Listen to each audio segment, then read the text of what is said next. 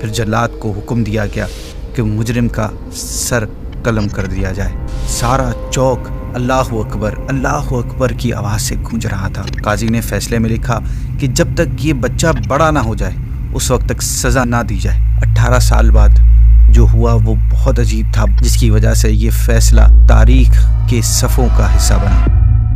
السلام علیکم ورحمۃ اللہ وبرکاتہ۔ سیریز تاریخی فیصلے ہسٹورک ڈیسیجن میں ایک بار پھر ویلکم۔ ناظرین، آج ہم ایک ایسا فیصلہ سننے جا رہے ہیں جس کے انتظار میں مجرم کو 18 سال جیل میں گزارنے پڑے۔ 18 سال انتظار، ایک امید کے ساتھ کہ گناہ معاف ہو جائے اور موت سے بچ جائے۔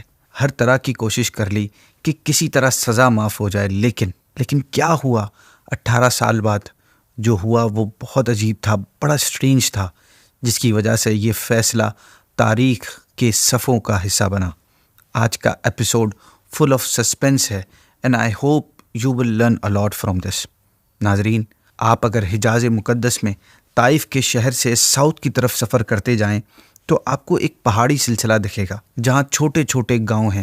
یہ وہی علاقہ ہے جہاں نبی پاک صلی اللہ تعالیٰ علیہ وسلم نے اپنا بچپن گزارا تھا۔ ہمارے پیارے آقا صلی اللہ علیہ وسلم کی فاسٹر مدر حضرت حلیمہ سعدیہ رضی اللہ تعالیٰ عنہا اسی علاقے کے رہنے والی تھیں۔ اس سے ذرا نیچے چلے جائیں تو ابہا اور خمیس مشید کا علاقہ ہے۔ پہاڑوں کے ان سلسلے میں آج بھی وہاں آپ کو بدو بکریاں چراتے ہوئے نظر آئیں گے۔ گزرے سالوں میں اسی علاقے میں ابو مشود نامی ایک چرواہا تھا جو روزانہ صبح بکریوں کے ریوڑ کو چرانے کے لیے نکلتا تھا۔ ایک دن کچھ اس طرح ہوا کہ وہ شام ڈھلتے ہی اس کی بکریاں تو واپس آ گئیں مگر ابو مشود واپس نہیں آیا۔ رات کے اندھیرے میں اس کا بیٹا اور دوسرے اس کے رشتہ دار ریلیٹیوز اس کی تلاش میں نکلے مگر کوئی کامیابی نہ ملی۔ اگلے دن ارلی مارننگ پھر گاؤں سے نوجوانوں کا ایک گروپ اس کو تلاش کرتا ہوا پہاڑ کے دامن میں، پہاڑ کے پیچھے کی طرف ایک چشمے کے پاس پہنچا تو دیکھا وہاں اس کی لاش پڑی تھی اور اس کی باڈی پر بندوق کی گولی کا نشان تھا، یعنی اس کو کسی نے گولی مار دی تھی۔ پولیس کو اطلاع دی گئی۔ واقعات، حالات اور شواہد واضح طور پر یہ کہہ رہے تھے کہ اس کا کسی دوسرے چرواہے کے ساتھ جھگڑا ہوا ہے۔ نارملی چرواہوں کے درمیان جھگڑے کا ڈیلی روٹین کا حصہ تھا، یہ بڑا کامن تھا کہ چرواہے آپس میں لڑ لیا کرتے تھے اور اپنی بکریاں کو کون پانی پلائے گا، اس طرح کے مسئلوں پر ان کی لڑائیاں ہوتی رہتی تھی۔ مگر یہ اختلاف اور جھگڑے نارمل ٹائپ کے ہوتے تھے جو اسی وقت نہ صحیح اگلے دن یا ایک آدھ دن میں ختم ہو جاتے تھے۔ پولیس والوں نے گھر والوں سے پوچھا کہ ان کو کسی پر شک ہے یا ان کو لگتا ہے کہ اس کے ساتھ کسی کا جھگڑا ہوا ہے، تو گھر والوں نے بتایا کہ وہ سیدھا سادہ بے ضرر انسان تھا، اس کا کسی کے ساتھ کبھی کوئی جھگڑا نہیں تھا، البتہ وہ فلاں کے ساتھ مل کر بکریاں چرایا کرتا تھا۔ معمولی انویسٹیگیشن کے بعد پولیس نے علی بن عبد الرحمن نامی شخص کو گرفتار کر لیا، جس نے اپنے جرم کا اعتراف بھی کر لیا، اس نے ایکسیپٹ کر لیا۔ کورٹ میں کیس چلا۔ واقعات اور گواہوں اور اعتراف جرم کی بنا پر جج نے فیصلہ سنا دیا کہ قاتل کو سزائے موت دی جائے گی۔ اب اس وقت سچویشن یہ تھی کہ مقتول کا بڑا بیٹا مشہود اس وقت 17 سال کا تھا مگر سب سے چھوٹا بیٹا اس وقت دودھ پیتا بچہ تھا۔ قاضی نے فیصلے میں لکھا کہ جب تک یہ بچہ بڑا نہ ہو جائے اس وقت تک سزا نہ دی جائے۔ چنانچہ قاتل کو جیل میں ڈال دیا گیا۔ اس وقت اس کی عمر 42 ایئرز تھی۔ اس کو جیل میں 18 سال تک اپنی سزائے موت کا انتظار کرنا پڑا، کیونکہ جب تک سب سے چھوٹا بیٹا 18 سال کا نہیں ہو جاتا اس وقت تک فیصلے پر عمل کرنا پاسبل نہیں تھا۔ اس کو بڑے ہو کر اپنے دوسرے بھائیوں کے ساتھ یہ فیصلہ کرنا تھا کہ آیا قاتل کو معاف کر دیا جائے یا اس سے اپنے باپ کے خون کا بدلہ لیا جائے۔ علی عبد الرحمن نے 18 سال کا یہ لمبا ٹائم پیریڈ اس کشمکش میں گزارا کہ آیا اس کو مقتول کے جو مرنے والا ہے اس کے گھر والے معاف کریں گے یا اسے قتل کی سزا ملے گی۔ ابو مشود کا چھوٹا بیٹا جو اب یتیم ہو چکا تھا، اس کا نام بھی یتیم رکھا گیا تھا۔ پھر ایک دن آیا جب یتیم کی عمر 18 سال ہو چکی تھی اور اب اسے اپنے بھائیوں کے ساتھ یہ فیصلہ کرنا تھا کہ باپ کے قاتل کو معاف کرنا ہے یا بدلہ لینا ہے۔ ادھر دستور کے مطابق قبائل کے سردار اور بڑے افراد جمع ہوئے۔ انہوں نے ورثاء سے کہا کہ خون بہا، یعنی دیت لے لیں اور قاتل کو معاف کر دیں۔ دیت کیا ہے؟ بیسیکلی اس کو اس طرح سمجھیں کہ مرنے والے کے رشتہ داروں کے پاس 3 آپشنز ہوتے ہیں۔ ایک یہ کہ جان کے بدلے جان، یعنی وہ تقاضا کرتے ہیں کہ قاتل کو قتل کیا جائے، یہ قصاص کہلاتا ہے۔ دوسرا آپشن یہ ہوتا ہے کہ وہ قاتل کو بغیر کسی بدلے کے معاف کر دیں۔ تیسرا آپشن یہ ہوتا ہے کہ قاتل کو قیمت کے بدلے معاف کر دیں، کچھ اماؤنٹ لے کر معاف کر دیں، یہ دیت کہلاتا ہے۔ دیت صرف 3 قسم کے مالوں سے ادا کی جاتی ہے۔ نمبر 1 100 اونٹ، نمبر 2 1000 دینار اور نمبر 3 10,000 درہم۔ یہ اس کی اماؤنٹ سیٹ ہے۔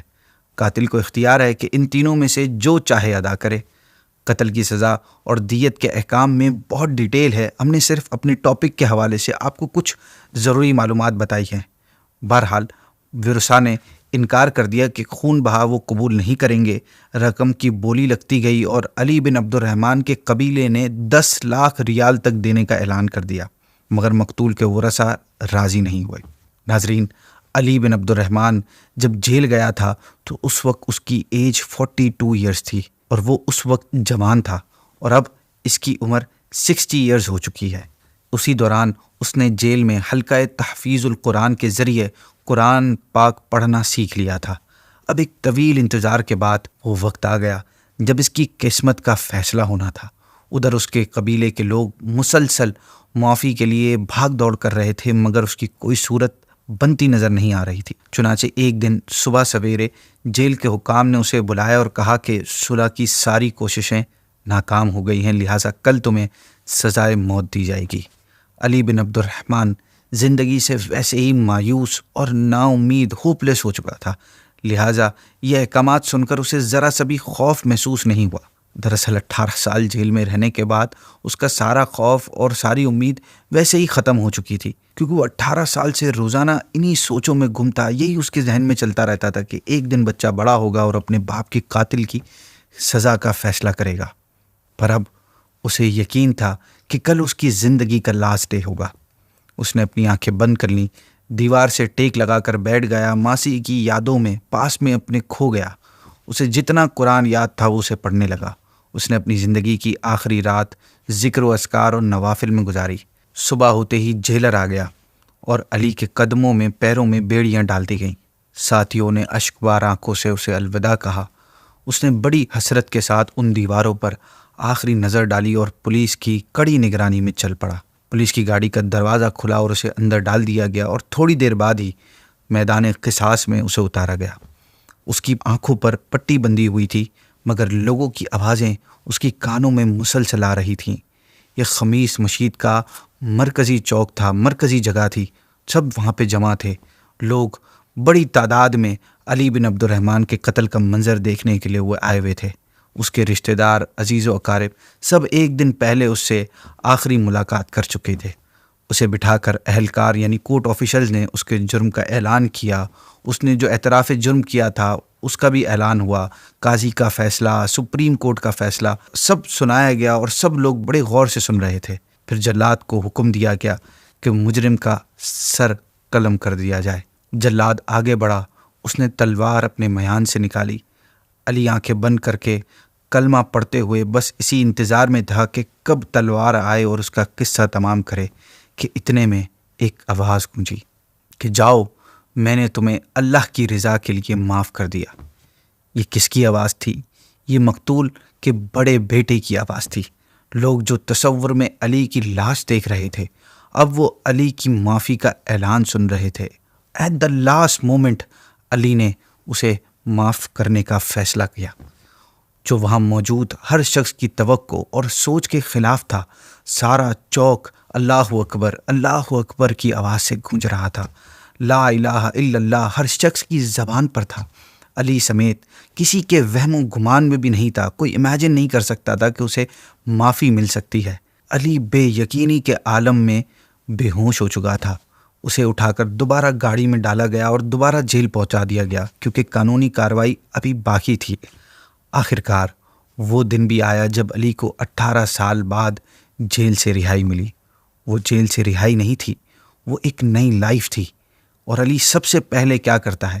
وہ سب سے پہلے ابو مسعود کے گھر گیا تاکہ ان کا شکریہ ادا کرے، اور شکریہ ادا کرنے کے بعد مقتول کے بڑے بیٹے مشہود نے علی کو بتایا کہ تمہاری فیملی کی طرف سے ہمیں 10 لاکھ ریال کی پیشکش کی گئی تھی، اور بعد میں زمین کا حصہ بھی پیش کیا گیا تھا، آفر کی گئی تھی۔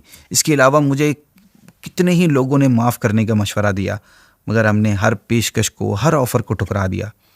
ایک دن ہم سارے گھر والے اکٹھے ہوئے۔ میرے تمام فیملی ممبر نے مجھے تحریری طور پر لکھ کر دیا کہ جو بھی فیصلہ کروں گا میں انہیں منظور ہے۔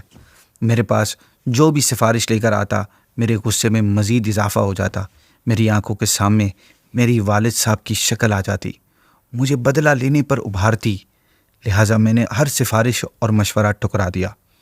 میرا ایک ہی آنسر ہوتا کہ ہمیں رقم نہیں چاہیے، ہم بدلہ چاہتے ہیں، صرف بدلہ۔ اور یوں میں نے سب کو انکار کر دیا۔ ایک دن پھر ہم سارے گھر والے اکٹھے ہوئے۔ میں نے ان سے کہا کہ آپ لوگوں کا کیا خیال ہے کہ اگر ہم قاتل کو اللہ کی رضا کی خاطر معاف کر دیں اور یہ ہمارے والد کی طرف سے صدقہ ہو؟ سب نے بہت غور و فکر کیا، ایک لمبی بحث بھی ہوئی، ڈیبیٹ کے بعد پھر یہ فائنلی فیصلہ ہوا کہ ہمیں اللہ کی رضا کے لیے آپ کو معاف کر دینا چاہیے۔ ہم نے اس بات پر اتفاق کیا کہ کسی کو قطعاً اس بات کا علم نہیں ہونا چاہیے۔ ادھر عدالتی کارروائی جاری تھی۔ ہم سے پوچھا گیا کہ صلح کی کوئی امید یا صورت ہے، مگر میں نے مکمل طور پر انکار کر دیا، یہاں تک کہ تمہاری سزا کا حکم نامہ بھی جاری ہو گیا۔ مجھ سے آخری مرتبہ پھر پوچھا گیا کہ میں معاف کرتا ہوں یا قصاص لینا چاہتا ہوں۔ میں نے معاف کرنے سے انکار کر دیا اور قصاص لینے پر ہی اصرار کیا، اور پولیس والوں سے کہا کہ میں اپنے بھائیوں اور عزیز و اقارب سمیت قصاص کے وقت حاضر رہوں گا۔ پھر جب تمہیں میدان قصاص میں لایا گیا، تمہاری آنکھوں پر پٹی بندھی ہوئی تھی اور تم ہمیں دیکھ نہیں رہے تھے۔ عدالتی اہلکار نے تمہارا جرم، اعتراف جرم اور قاضی کا فیصلہ پڑھ کر سنایا، اور پھر جلاد نے تلوار نکال لی۔